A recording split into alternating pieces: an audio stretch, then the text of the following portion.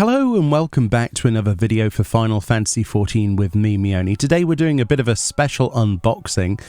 This is something that I personally wanted to get my hands on ever since it was announced, actually, during a live letter many months ago, and that was the Dollfie Dream Y'shtola. Now, this is in collaboration with Dollfie Dream, which is made by Volks USA Incorporated, and Final Fantasy XIV and Square Enix partnered up with them, and I was lucky enough to get myself a reserve of this. Managed to put my money down and purchase this. It's quite an expensive thing, and pretty much this week on February, it's the 20th at the time of recording this, yesterday I got this delivered, and it's just fascinating, honestly. As you can see here with the unboxing process, this was, pun intended, an absolute dream. The packaging, everything just really well done, everything very secure and safe, and the attention to detail to every single little section of this is absolutely mind-blowing. I go through this entire unboxing process, and at the same time I'm pausing between each of these stills and actually putting it together. The instruction manual is in both English and Japanese, which is really helpful. And as you can see, it all starts to come together really nicely. These little details, though, everything from the little tassels on boots to rings and sections of gloves, and it was just a very fiddly, very impressive build, quite honestly. It wasn't very difficult, though. I say fiddly because there were some sections that were a little bit like tight-fitting. For example, her dress, you had to make sure that you take the hands off first, slide it up the arms, and then make sure you pull enough of the fabric back so that there's enough, so it looks tight-fitting, and then you can put these little pin push connectors at the back, little buttons to fasten it in place, and the same with her collar and things like that. And then there were little attention to detail bits of plastic that you would put on there, like her necklace, and of course a bit on the back as well.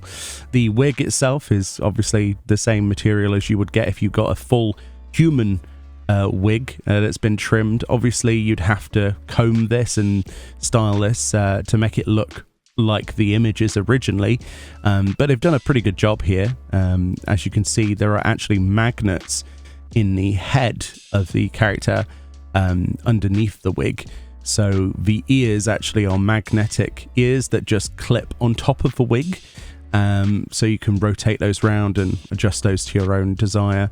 But the attention to detail on the face especially is something that drew me in.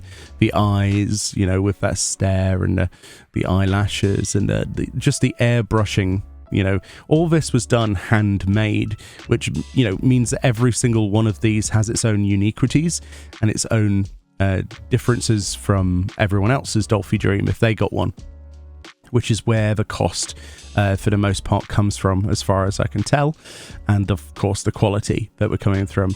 Of course, we've got Night Seeker, which is her weapon that came in its own box, and you put that together just with the section on the end.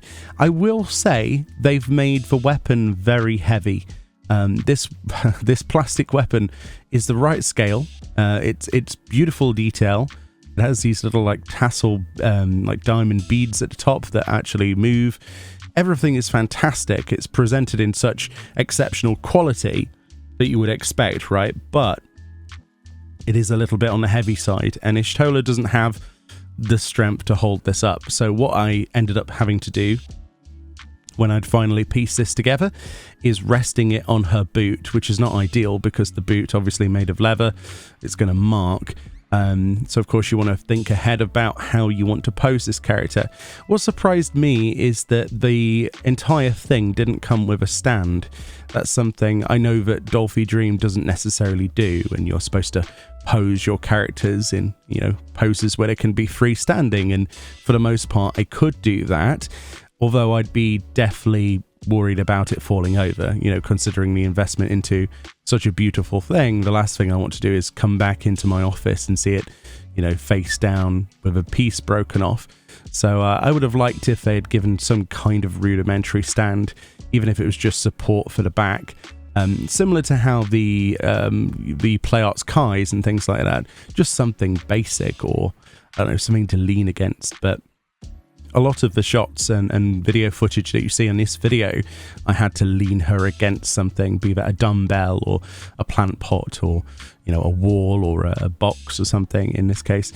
But yeah, I suppose that's a minor thing really, but it does mean that you have to think about where the weapon's going. Of course, you could just take the weapon out of her hand, or you could make her sit.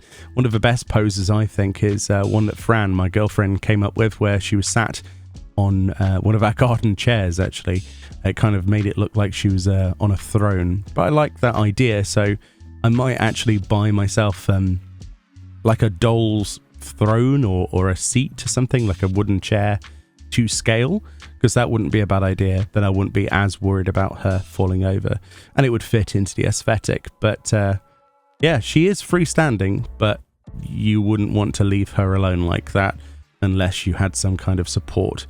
But yeah, it's a really, really impressive looking model, and both myself and my girlfriend were blown away by the sheer quality. I mean, this is the first Dollfie Dream that we've ever obviously ever owned, and certainly something that we didn't think we'd ever go down the route of owning. But how can you turn down such a wonderful model? Some people were saying that it was quite creepy, the idea of a doll like this, and I can understand that. Some people don't like the characterizations, the realization of those faces in real life.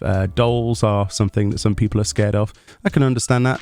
I would say though, and my girlfriend agrees on this, it looks a 10 times less freaky in real life than it does on some of the imagery that they placed on the internet. They did some fantastic work with the photography, but I think it didn't do it justice in natural light. She doesn't look like she's going to wake up in the middle of the night and eat you like Chucky or something. But it's a really beautiful thing to have. So yeah, I thought I'd share this with you. Obviously, this is just something I wanted to own myself, and it looks nice in the office. Hopefully they do more. Of course, the idea with Dollfie Dream is that you can buy lots and lots and lots of accessories to make a character that you like, but with the custom styling they've gone for here, I don't think we'll be in a rush to change this from Y'shtola into anything else. I do like the idea of the cat ears though, and the magnets. That's a really ingenious touch. Anyway, let me know what you think about this, if you've got one, and or if you're waiting for one. And I'll see you all next time. Bye bye.